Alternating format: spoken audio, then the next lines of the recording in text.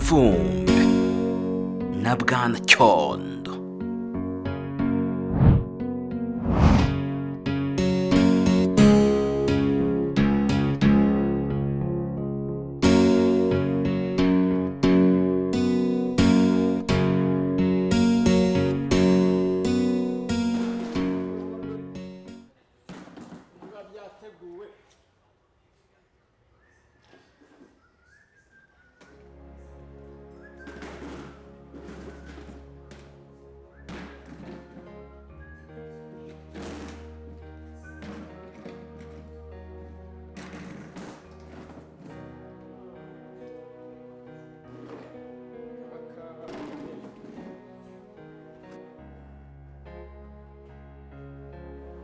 Ndabiso ngaho ni muze sha mufate na byeri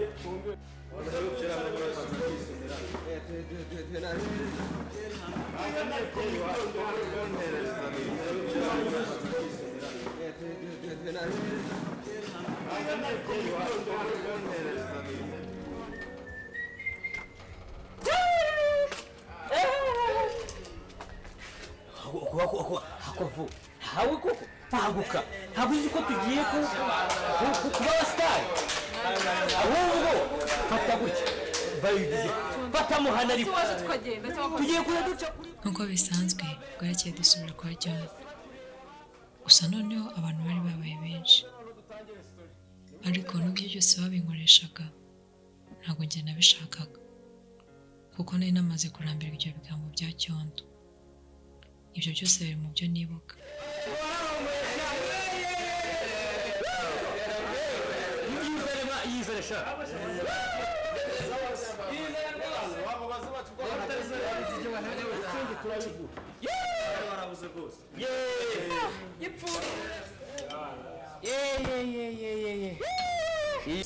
ntacyo ariko nubwo yipfubije ntabwo kanga mu muhogo rwose.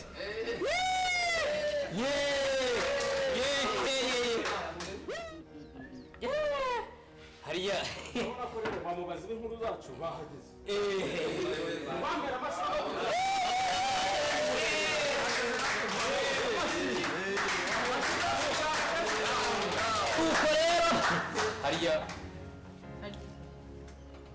hariya vuba twari tugeze Shakyo mbabarira ibyo bikuru byawe bivuga birangire tuvangangiye rwose nanabikaza. aho si wewe kiryo rifara abagore rero ruziwe nicyo fara abagore umugore amubwira ikintu ntara icyo gusubiza ubu uyu mugore sinabimubajije ngo twagize twahereye Ako cyo usko abantu kuri gereza bashaka kuzaka dusanga hanga bakongera bakadufunga. abantu bo kuri gereza Wavuze ibikuru byawe vuba tukagenda tukavanga. ako Nubwo kugendana na Cyondo byatumaga dukora amafuti menshi, gusa byaranshimishaga kuko yaransetsaga cyane.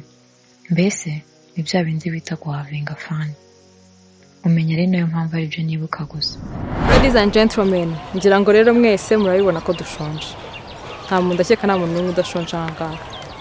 So ubwo ngubwo inama y'uyu munsi igiye kwiga ku kibazo cy'ikintu turi buze kurya, kandi nta muntu n'umwe duhutaje. Gusa ngira ngo mwese murabibona ko ntago twambaye nk'abantu b'i Kigali pe. Ubwo rero igikurikiyeho ni ugushaka ibiryo, ikibazo cy'imyenda cyo nagikemuye. Ngira ngo murabibona ko imyenda y'i Kigali tuyifite. Ubwo ngubwo rero tugiye gukurikizaho gushaka ukuntu turi buryo uyu munsi.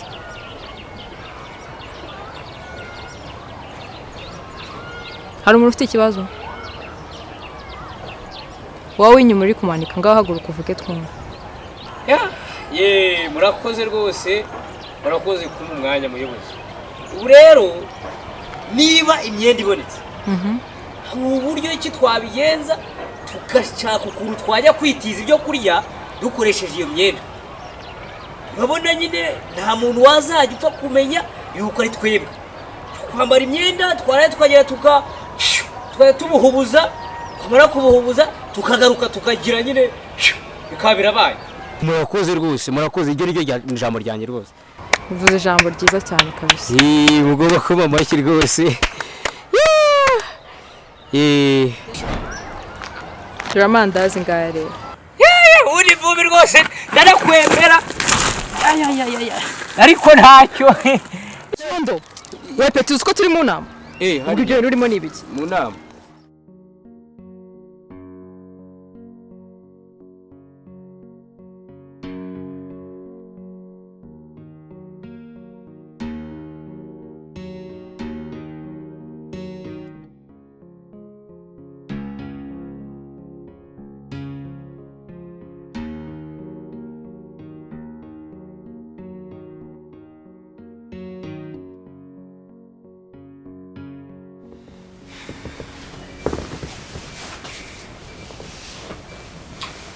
Uzi naraza? Uzi naraza? Ntabwo araza. Se uyu mugore yasubiye iwabo cyangwa se mamagare se ariko kiriya gisaza twarwana wallahi ariko nashakaga muri ejo bundi namuzanye aho utabishaka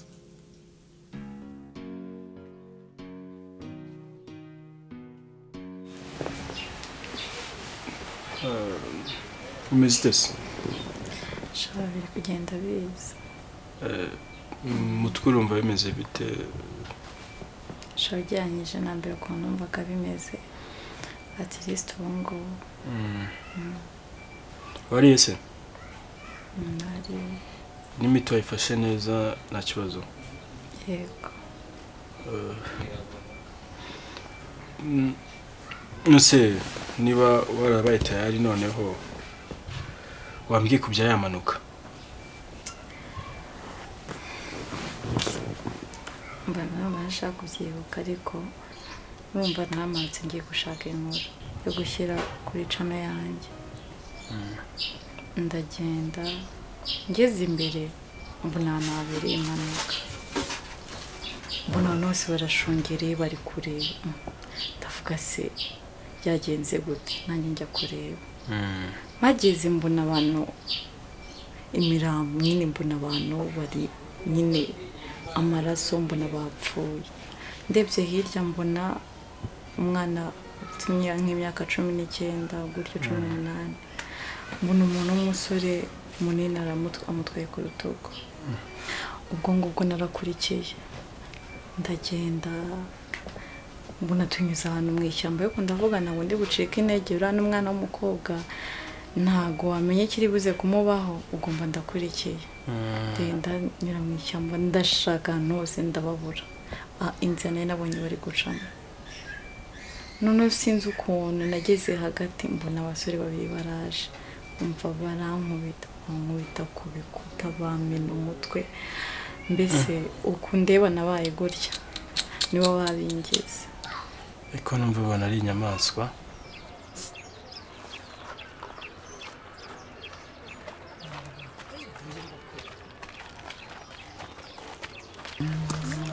cyo haguruka haguruka iyo si imirindi y'abantu ndi kumva ukuri kw'Imana nababonye kara gasaza kambaye ingofero n'akagore kambaye ibigutiya birebire nababonye ngiye nawe bakasemo hano tugende bakuru aha nicyo gihe ngo dushyire mu bikorwa imyanzuro y'inama tuvuyemo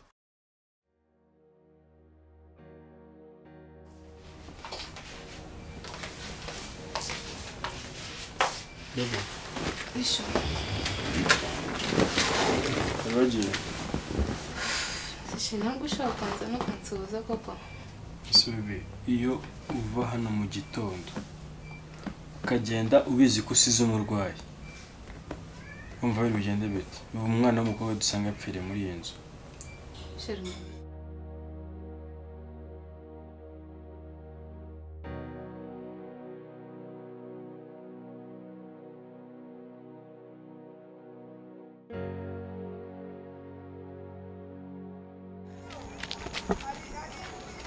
nakagabo mwatuboneye kambaye ibyenda byacitse n'ikigofero n'akagore kambaye ibijipo birebire baratwibye mutabare baratwibye nabo mutuboneye ntabo mutuye ndafashe twebwe se rero utavuye mu bukwe mutubwire nyamuneka mutubwire rwose birababaje mwiseka mukomeze mubashake nyine mukomeze mubashake twe twiviriye i Kigali mu bukwe twivire mu bukwe i Kigali nta kibazo nyine ni uko nguko bambaye nimubatubonera muduhamagare nyamuneka muduhamagare dukomeze dushakire ubwo urumva twabura umwanya kuko twigendere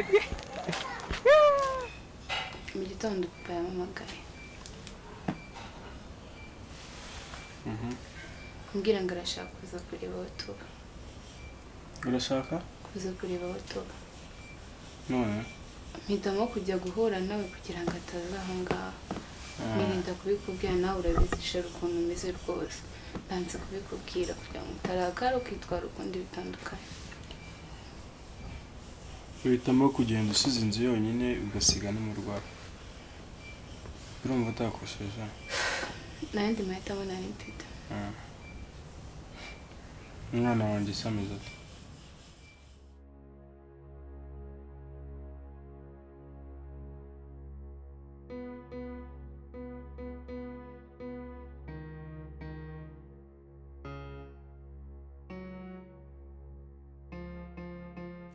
ntabwo si icyo ubu koko twiriwe Shyorongi twitegeye amatara y'i Kigali ko bambwiye ko ariho nzasanga umuntu uri kunshaka tukaba twahiriwe koko bukaba burinze butwiriraho nta muntu n'umwe uraza kunshaka ubu koko ubundi ubu turarara he ariko urabona ko i Kigali twenda kuhagera reba n'amatara yose hariya hose wagira ngo icyo nicyo aya ni utunyenyeri ntabwo se wowe kugera i Kigali nicyo dushaka ko njyewe nagombaga guhurira n'umuntu wo mu muryango wanjye aha ngaha umuntu se ahubwo nawe nibagire kukubaza kabira byakongereza kafanu fenki n'ibiki buriya koko akarakongereza wagakuye he ibyo bintu by'icyongereza nibyo bikubabaje aha ngaha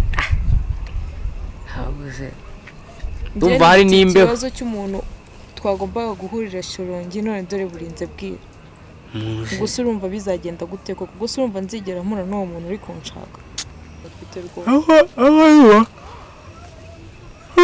abafite n'inzara n'imbeho ahantu kuva turegere n'i Kigali rero buriya hari umuntu yabona akurakumbati akajumba ko guhekenya ese ucyo koko nzabigenza gute ese urazagiye kubigenza gute kuko twagize twaruhanye nyine ndababonye sha ni murengaho cyo wasanga ari uyu nguyu waje kunshaka